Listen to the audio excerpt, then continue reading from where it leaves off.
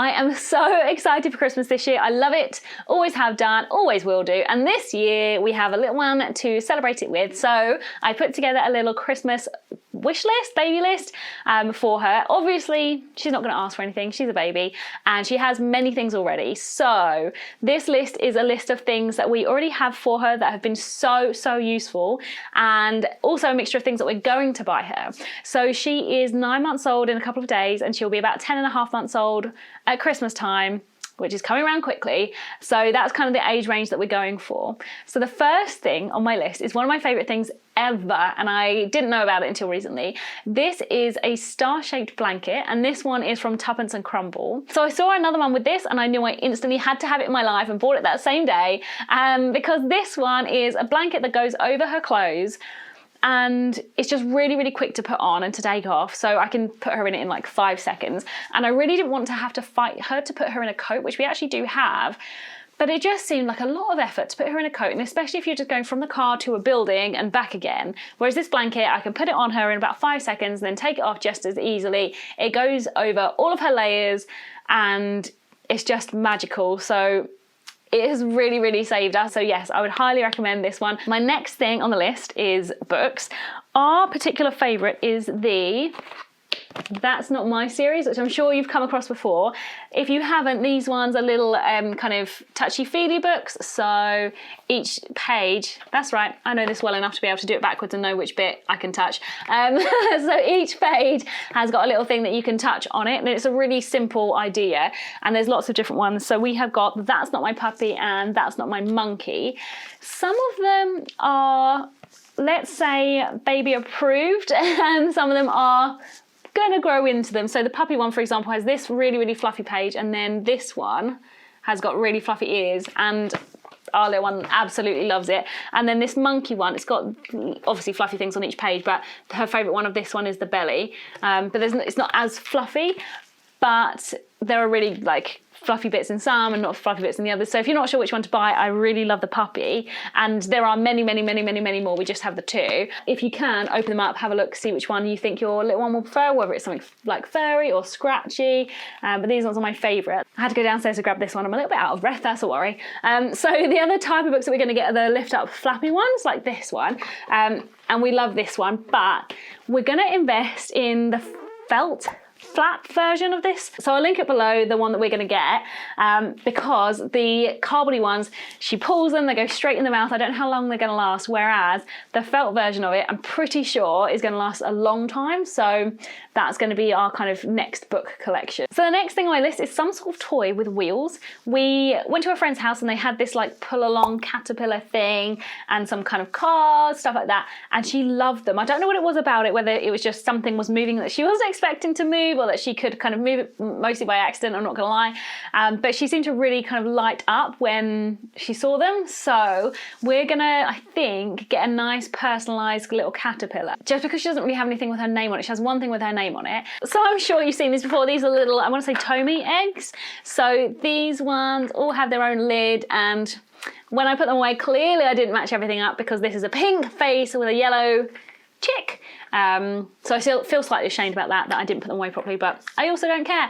So they squeak, and then they've all got different shapes on the bottom. So that one's a square, and then the purple one, for example, is a little cross there. So they all go in their right places, and then they have lids that match. But also the box closes, so it's like not going to open, because when you've put them away for the millionth time, the last thing you want to do is have it open again. It's really annoying, but she absolutely loves these, and she loves playing with them, and loves, this is the favourite game at the moment. That is the favourite game, and chewing them, definitely chewing them. I feel like teething's the game at the moment. And another toy that we love, and again you've probably heard of this, is Sophie the giraffe. I always call her Sophia, but Sophie the giraffe. I can't show you Sophie at the moment because Sophie is currently with the baby, who's with her dad on some sort of trip, excursion. I'm not really sure what they're doing, but he was like, I have to take the giraffe before I go, so he's got the giraffe.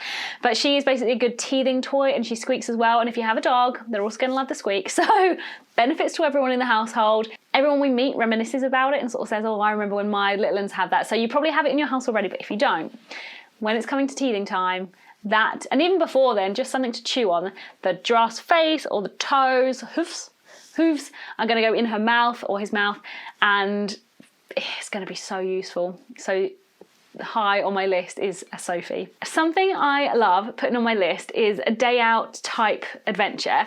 So obviously she's 9 months old and has yet to be able to decide what she wants to do. So we're going to take her to a panto because we go to a panto every year anyway, or a Christmas show every year. So I feel like a panto is a family friendly thing. It's going to be a loud environment anyway, and there's going to be lots of like flashing lights, and she loves things that flash and light up. So even if all she does is look at the kid next to her that has a little light up thing, that's enough. And you know, it's going to be a loud environment, so I don't have to worry about her crying or anything like that. And if needs be, I can take her out and I can just leave, so I'm not too worried about it. And I'm going to enjoy the panto even if she doesn't understand what's going on, but hopefully it's going to be something that she loves going to eventually, and then at some point she'll get embarrassed that I take her to a panto, and I don't really care about that. Or something like going to a zoo. Again, she's not going to get much out of it at the moment, but I can see that she can watch the animals and look at them, especially if it's something like a little monkey that's close up to her that she can look at, and she gets really excited about things like that. So a lot of the time she can get free place because she's under 1, and as long as it's something that we enjoy and we think that she's going to enjoy, then I'm going to put it on the list. We're going to have a nice time out. So I've mentioned that she likes light up things. So there's 3 light up things that we're going to get. One is a light up tambourine. This is something that she plays with in one of her classes that she goes to. It's called Music Bugs. It's a really intense class. I call it Baby Rave. And they have like light up tambourines, and she's going to shake it bash. And half the time she doesn't realise it makes noise, and half the time she doesn't realise it lights up. So that's kind of where we're at with it. The next light up thing, I'm not sure what it's called. Again, we found this in a baby class. It's got a little stand and it's got fibre optic things that light up.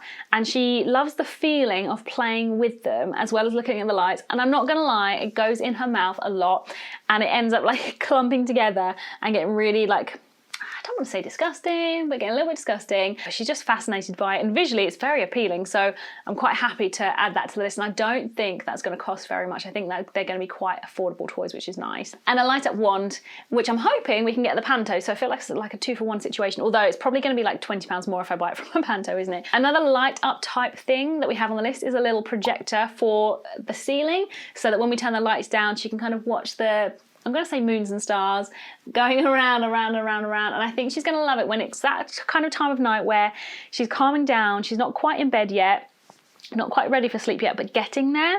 And if nothing else, if that's just a thing that we get out at Christmas and it becomes part of the Christmas decoration box bundle thing, then I'm happy with that. I'm just going to embrace it. So then we have this pop-up toy, which is an actual Christmas present for her. We were given it a bit early, so we actually did give it to her because we didn't realise that it was meant to be for Christmas. But she already loves this. This is a nice little wooden toy. And again, all the things like match the colours, but they do this. So they go really, really high, really, really far. So far, these have just gone in her mouth and she's had a little chomp. So this is actually recommended for 1 year plus. I'm presuming it's because the pieces come out, I'm not sure. She already chews these a lot anyway, so we're just gonna keep an eye on her when she plays with this. But I just think it's such a nice little wooden toy. It's really inoffensive, it's so small.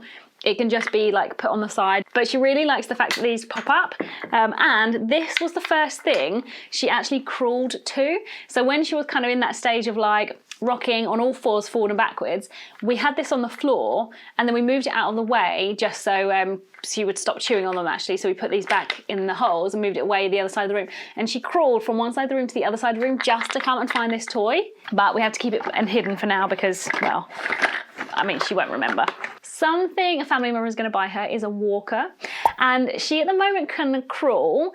If you hold her standing, she can stand. If you let go and she's holding on to something, she can stand. Sometimes she can stand freestanding and then she, like for 2 seconds, and then she falls over. So she hasn't quite mastered the going from kneeling to standing yet, but I think that's going to be soon. But she can stand on her toes already, holding on to something. So she's going to get this walker that hopefully will help her kind of move around the house, say the house, the room, but it's also got loads of kind of little interactive bits on it, so I think she's really going to enjoy that. I think it's going to be perfect timing because by the time Christmas does roll around and she has this walker, I actually think she's going to need it to help her move around the room, and I think like we just need to brace ourselves for the fact that we can have a zooming little monkey running around.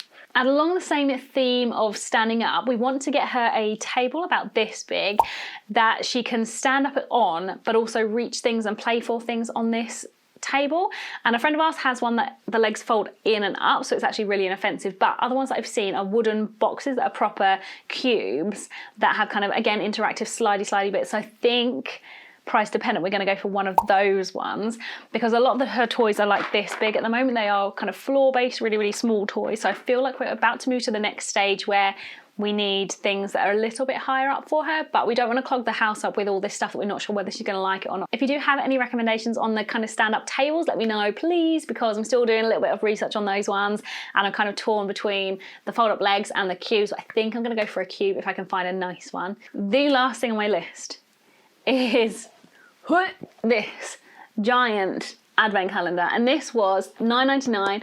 This was from the local Not Cuts, but I'm sure you can get it in many places. And this is basically a advent calendar. Oh, can I even open it? Storybook. So it opens to here, and then each one of these lifts up, and it's a little story, and it's, I think, for Disney themed. $9.99. I'm really happy with this. So each one lifts up and you can open it. I'm not going to open it now because no doubt I will not be able to get it back. So they've had this in stock for a really long time, and I think I've just seen it so many times I knew I had to buy it, because she's not going to get an advent calendar like a chocolate one for a really long time. So I thought if I just get her something like this, it'll be nice that we can have a new story every night, but also this can last her for so many years. It's just going to be really lovely stories, and at first it's just reading to her for reading to her sake, and then as she gets like older and older, she's going to start to understand them and want to read them herself, and I think it's just going to be such a lovely thing to be able to sort of say, this is your advent calendar since the first Christmas that you ever had. And I'll speak to you soon. Have a lovely Christmas if I don't speak to you before then. Goodbye.